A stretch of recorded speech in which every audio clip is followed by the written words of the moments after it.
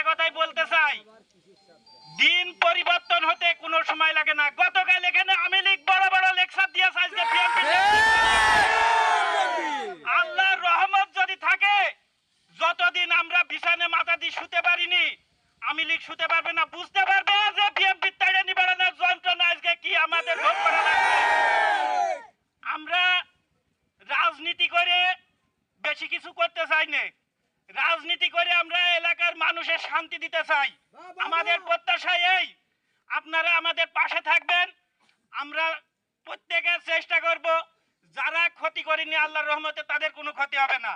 আমরা তো সামান্য ক্ষুদ্র ইউনিয়নের লোক, আমরা কিভাবে বাঁচাবো আওয়ামী লীগদের?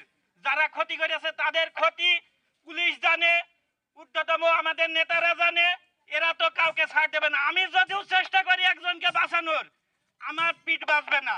খালি আমি বাঁচাবো কি করে?